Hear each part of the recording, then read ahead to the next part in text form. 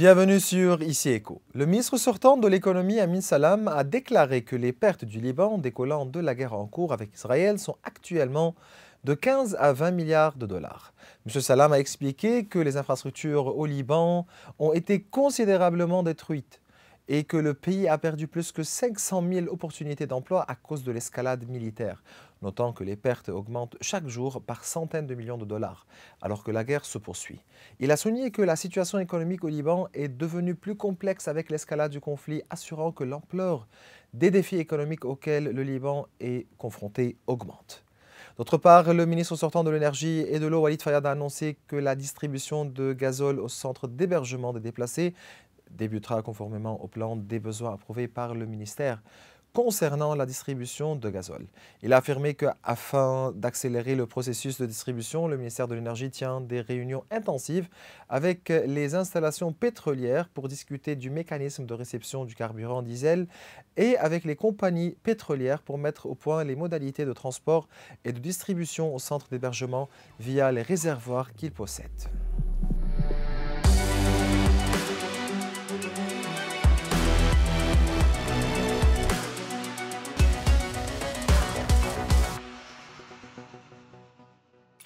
Durant cet épisode, nous analyserons les répercussions et les détails de cette guerre continue, tant sur les plans politiques qu'économiques, avec le député des Kataeb, Salim Saïr. Docteur Saïr, c'est toujours un plaisir de vous recevoir. Merci. On est le 22 novembre, c'est la fête de l'indépendance. Vous dites quoi aux Libanais? Que l'indépendance est une œuvre continue, l'indépendance est une construction qui ne se termine jamais. L'indépendance est distincte de la souveraineté. La souveraineté vient du peuple et elle délègue à l'État la capacité de contrôler tout le territoire. Alors que l'indépendance est l'indépendance de la décision politique. Le Liban, depuis un certain temps, n'est plus indépendant car sa décision politique est sous tutelle. Aujourd'hui, il est sous tutelle iranienne, bien sûr. Et donc, il s'agit de s'affranchir, de dire finalement qu'avec l'application totale de la résolution 1701, le Liban serait en train de recouvrer son indépendance en déléguant finalement cette mission à l'armée libanaise qui doit protéger les institutions constitutionnelles, lesquelles devraient finalement déclarer la volonté souveraine du peuple libanais. Vous êtes d'accord que le slogan de l'unité des fronts a détruit le Liban? L'unité de front, non seulement a détruit le Liban, a détruit aussi la cause palestinienne. Et finalement, tout cela maintenant s'est évaporé. Il n'y a plus d'unité de front du tout. C'est une vision de l'esprit sur le terrain. Les choses ont évolué d'une autre façon. Les éléments constitutifs de ces fronts sont en train d'imploser ou d'exploser. Et donc, Gaza n'est plus indépendante ni politiquement ni militairement. Elle est en train d'être occupée militairement et politiquement. La volonté du peuple palestinien à Gaza est maintenant sous la coupe de l'action militaire israélienne. Et de même au Liban, le Liban essaye maintenant de libérer par voie diplomatique son territoire nouvellement occupé. Alors qu'il était dans une situation beaucoup plus confortable le 7 octobre 2023. Donc c'est que ce n'est pas simplement une action géopolitique qui mène à ce changement, c'est qu'il y a dissolution de cette union des fronts entre Gaza et le Liban et le Sud-Liban, et entre le Sud-Liban et l'élection présidentielle. Nous attendons encore ce moment. C'est ça, nous allons discuter à propos de ces deux élections, mais juste pour commencer par les négociations.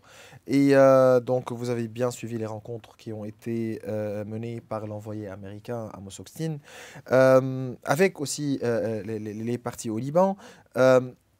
Quelles sont les chances d'arriver à une décision pour un cessez-le-feu?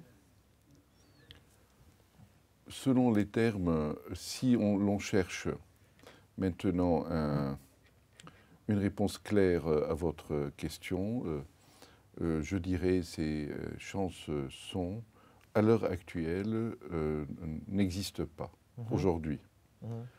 Sinon, M. Hochstein serait revenu au Liban pour transmettre la réponse israélienne et finir les hostilités qui existent aujourd'hui au sud Liban. Tel n'est pas le cas.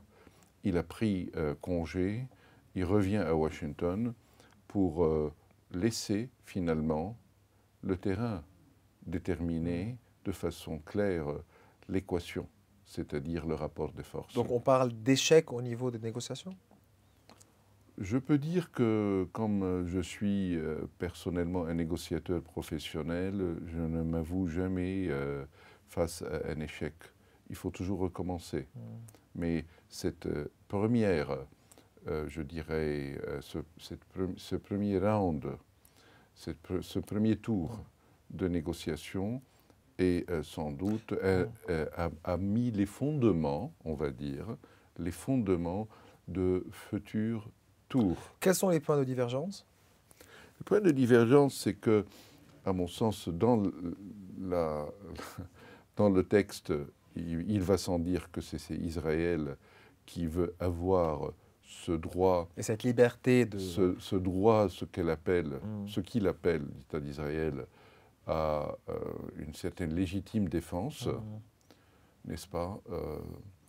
Laquelle notion est très contestée dans le contexte libanais, elle est très contestée, si vous voulez, je peux le développer un peu.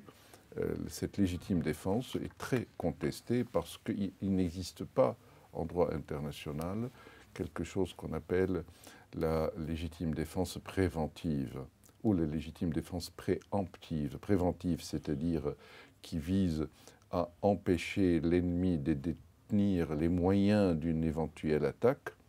Et préemptive, c'est contre l'action de l'ennemi qui est en train de conduire une attaque et ainsi intervenir pour empêcher cette attaque.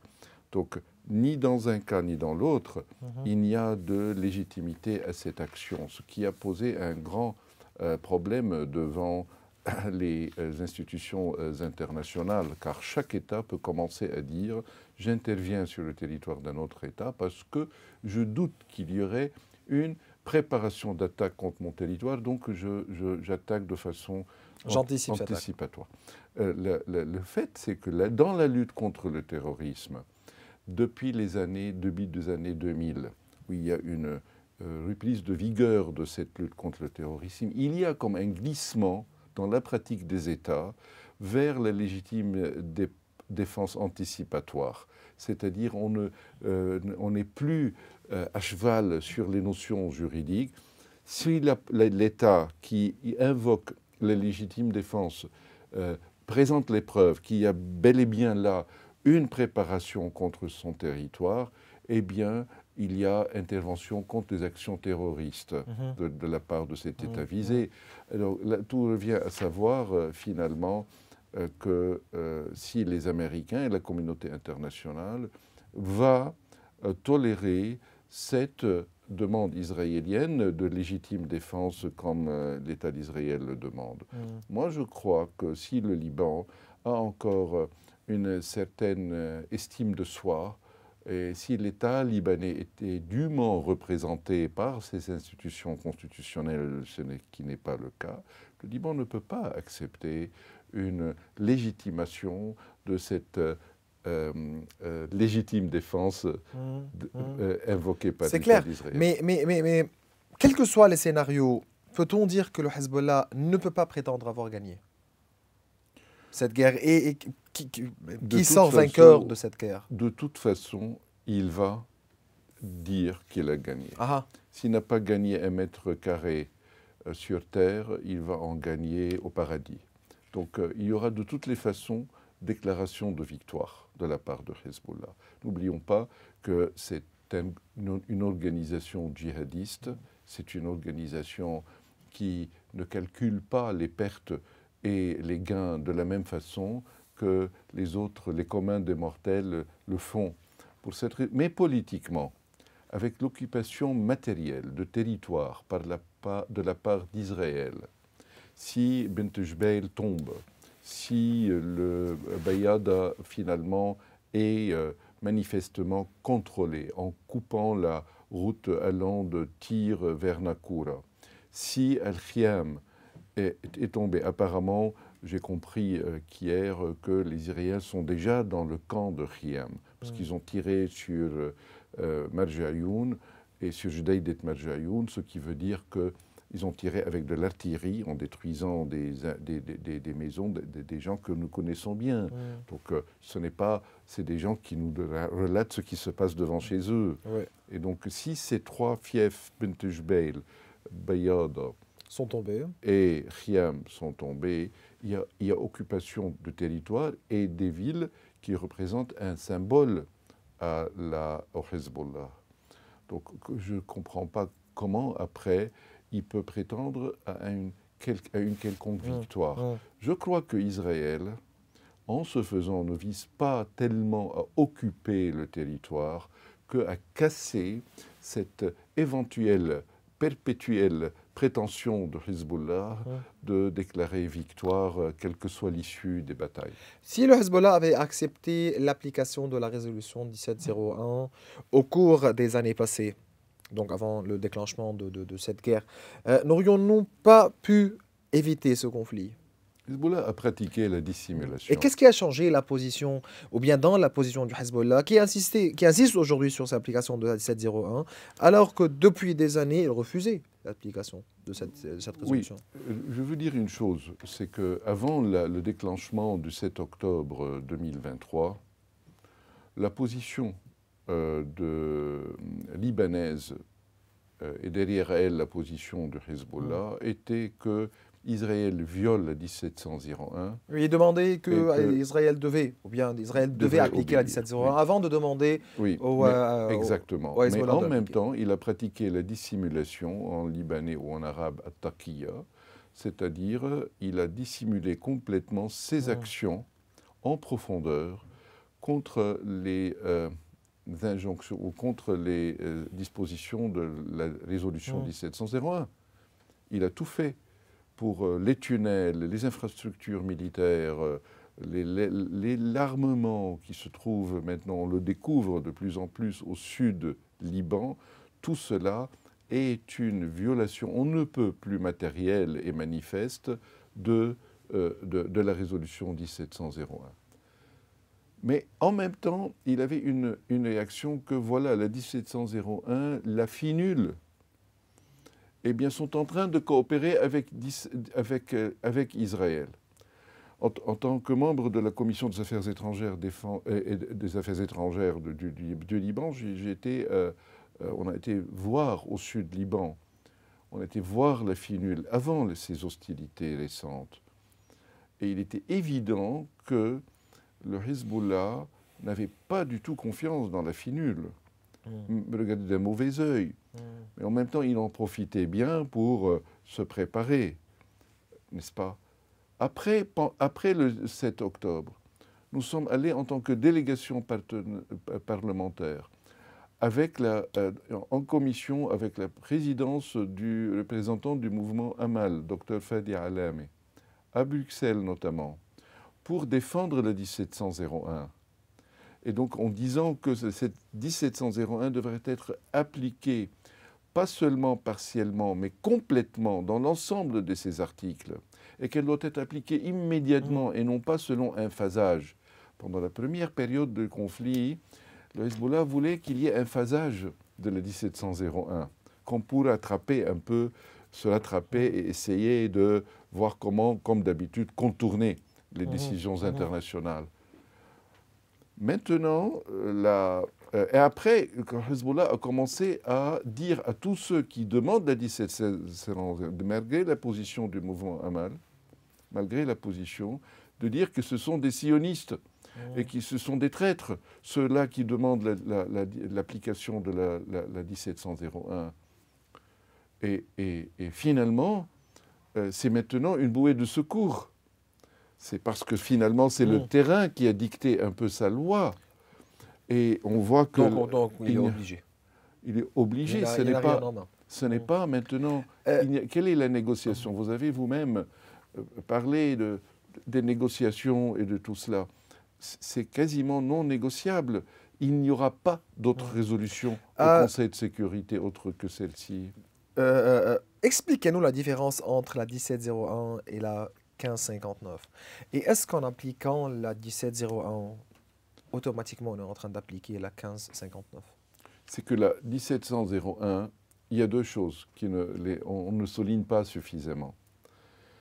Dans l'introduction de la décision, dans la préambule, c'est-à-dire, toujours on se fonde sur des textes antérieurs.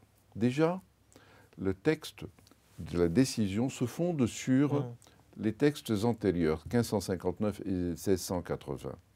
Il se fonde aussi sur les accords Taïf.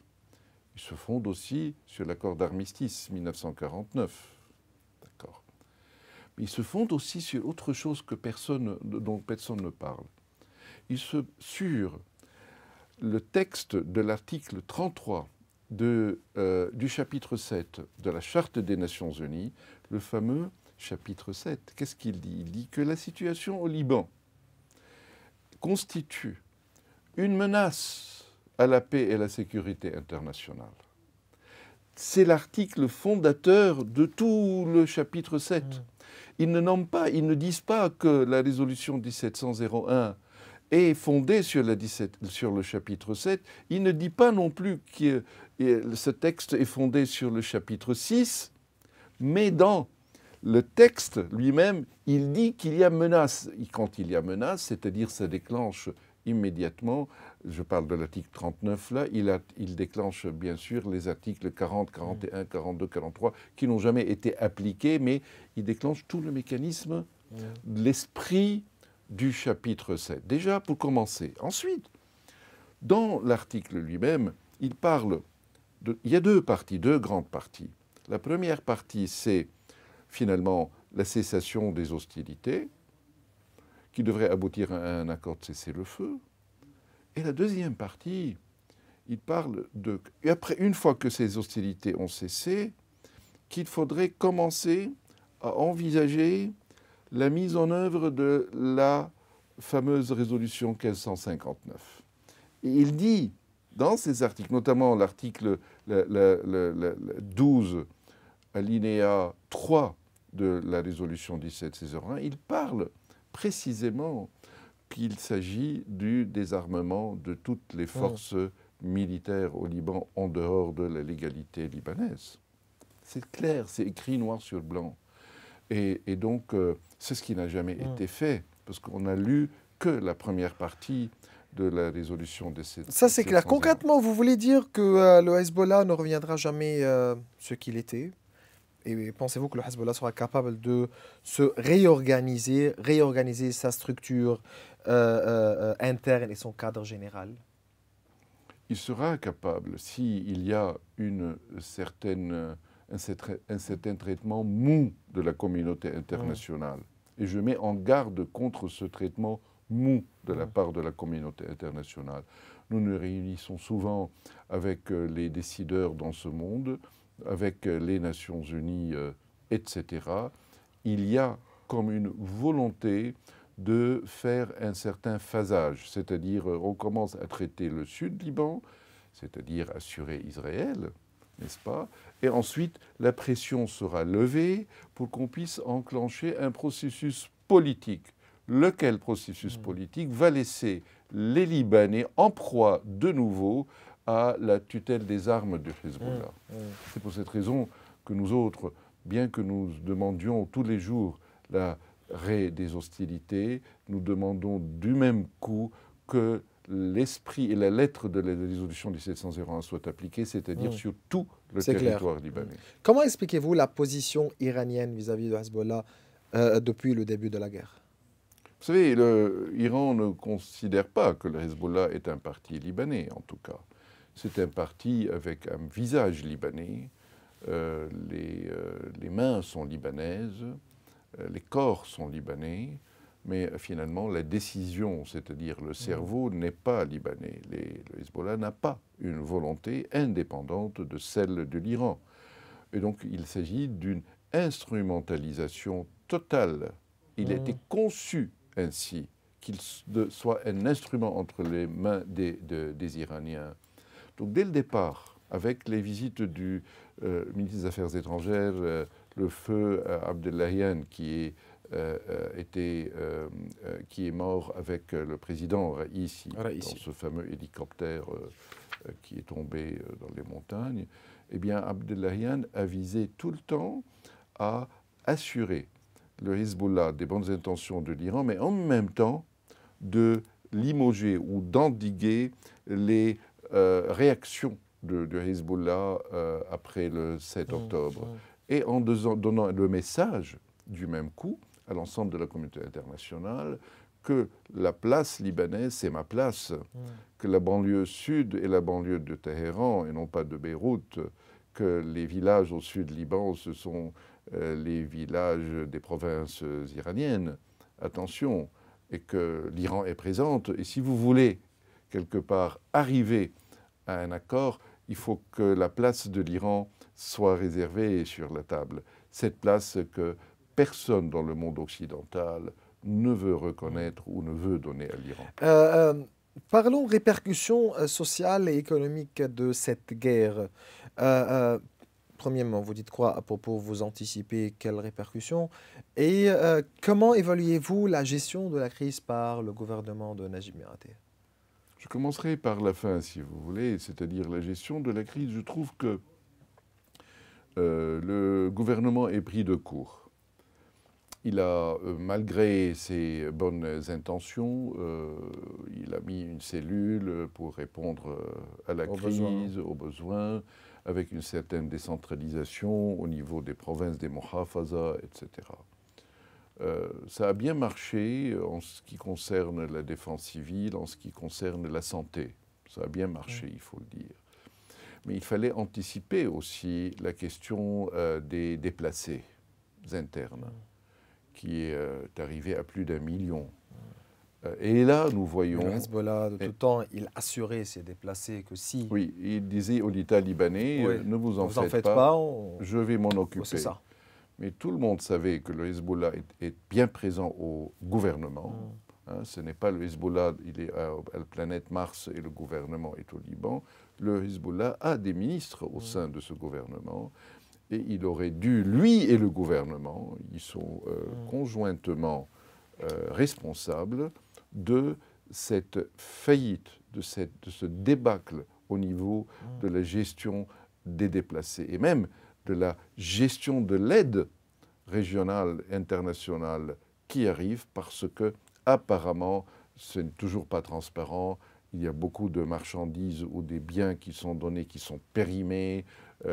Eh bien, il y a véritablement, si ce n'était l'hospitalité des Libanais et leur souci de vivre selon leurs valeurs communes, c'est-à-dire le droit de bon voisinage, si vous voulez, j'aurais cru que nous serions devant une crise humanitaire catastrophique. 1,2 million de Libanais, donc on est 1,2 million Libanais déplacés. Craignez-vous des troubles sécuritaires dans certaines régions? Ce que je ne crains pas de troubles sécuritaires organisés. Je crains le chaos. Car une fois que le Hezbollah et son milieu vont comprendre que c'est à la défaite réelle de Hezbollah, et que Hezbollah n'arrivera jamais, même s'il a encore de l'argent pour distribuer aux gens, les gens vont vivre en dignité. Ils ne veulent pas être ainsi. C'est-à-dire le prix d'une maison au sud, ce n'est pas 50 000 $. Le prix d'une maison au sud, c'est une existence. C'est une dignité humaine. Et ça n'a pas de prix. Et lorsque Hezbollah va accepter la résolution 1701, c'est-à-dire il n'aura plus de raison d'être en tant que milice armée, c'est cette faillite morale de Hezbollah qu'on constate désormais au Liban, c'est celle-là qui va permettre à ce qu'il y ait plutôt des bandes désorganisées, de la mafia, partout, parce que Hezbollah n'est pas simplement, comme nous le savons tous, n'est pas simplement un mouvement de résistance armée. Le Hezbollah aussi est une mafia organisée qui contrôlait une grande partie de l'économie parallèle aussi. Parallèle, et avec les cartels internationaux de la mafia. Ce n'est pas moi qui le dis, c'est les rapports des organisations internationales qui le disent clairement. Donc tout cela, je crains une dérive mafieuse au Liban, parce que je dis qu'il n'y a pas cette, si vous voulez, ce pôle d'attraction morale de la résistance qui tiendrait et organiserait et structurerait toute la scène politique libanaise. Tout cela ne va plus exister. Ça va être quoi? La débandade, avec des bandes armées qui vont être des cartels de drogue, de captagones, de tous biens illégaux. Et je crains ceci véritablement plus qu'un conflit civil à caractère religieux qui pourrait sévir dans les régions. Certains estiment que les capacités de l'armée libanaise sont bien limitées. Comment rassurez-vous les habitants du Liban Sud que l'armée est capable de protéger les frontières? Ça, c'est de un. Et si l'armée libanaise était déployée à la frontière, Israël aurait-elle attaqué le Liban? Parce que le Hezbollah est sorti dire que nous avons anticipé une guerre, donc c'est pour ça qu'on s'est lancé dans cette guerre, etc. Donc, premièrement, capacité armée libanaise, comment rassurer les habitants, et Israël aurait-elle attaqué le Liban? Ce qui protège le Liban, et non pas seulement les gens du Sud, parce que nous sommes aussi les gens du Sud. Ceux qui habitent mon Liban sont aussi des gens du Sud. Le dernier village du Sud est comme Ashrafiyeh, comme Beyrouth, comme Bikfaya, comme Jouni et comme Batroun. Ce n'est pas que le Sud est laissé pour compte. Nous refuserons toujours que ce soit laissé pour compte. Ce qui protégerait les gens du Sud, c'est quoi? C'est la clarté. C'est le refus de l'ambiguïté et de la confusion qui a régné aujourd'hui sur les décisions politiques au Liban. Qui tient le Sud? Qui décide des choses de vie et de mort, ou de paix ou de guerre au Liban? Qui décide? Qui est la référence? Tout d'abord, c'est ça ce qui va protéger.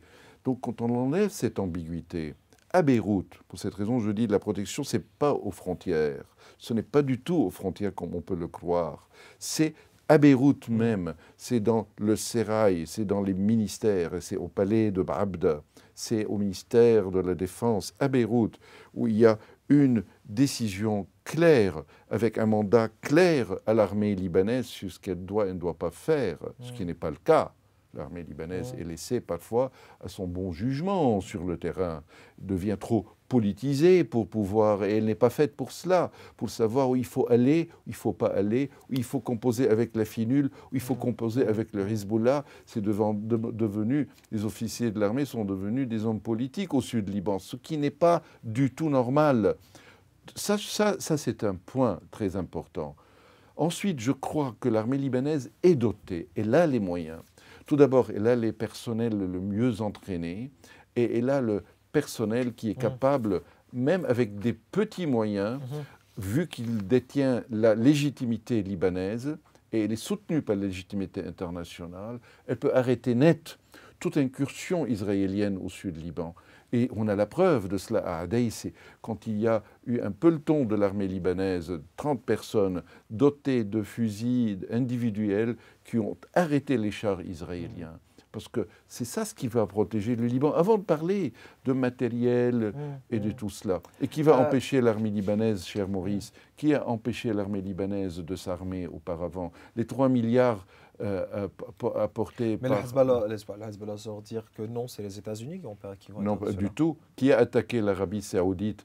Le don donné par l'Arabie saoudite, 3 milliards de dollars pour armer l'armée libanaise avec de l'armement français, où il n'y avait pas de veto sur aucun type d'armement. Pourquoi l'Arabie saoudite a arrêté ce don-là? Parce que les gens ici de Hezbollah ont commencé à attaquer jour et nuit, et même l'ancien président de la République, Michel Aoun, a commencé à attaquer les pays arabes, puis du fait que ces pays arabes voulaient ainsi faire agrandir leur influence au Liban, le don est arrêté. Et si l'Iran nous aime tant, pourquoi n'a-t-il pas donné un don à l'armée libanaise? Laquelle armée? Selon son commandant en chef, qu'il me l'a assuré de vive voix, il m'a dit « Je n'ai aucune raison de refuser un don donné, ni par la Russie, ni par l'Iran. » Ah, c'est ça. Je pense qu'il y a un certain pari international sur l'armée libanaise pour superviser un éventuel règlement politique au Liban. Garantir, on va dire, plus que superviser. C'est-à-dire, on a besoin de la garantie de l'indépendance politique. Nous avons commencé avec cela, notre émission, Maurice. C'est que l'indépendance politique, qui va la protéger? Qui va protéger cet homme politique assis dans son siège à Beyrouth et qui a envie de prendre des décisions en bonne confiance? C'est les forces de l'ordre, c'est l'armée qui va dire, voilà, c'est la voix de l'État qui va se prévaloir au-dessus des autres voix. Il me reste deux questions. Peut-on envisager une percée sur le plan présidentiel, donc les élections présidentielles, dans le cadre d'un certain règlement global? Et est-ce que les chances du commandant en chef de l'armée, certainement Joseph Aoun, de devenir président ont-elles augmenté? Moi, je crois plus le scénario sécuritaire avance, plus les chances d'un homme qui s'y connaît montent.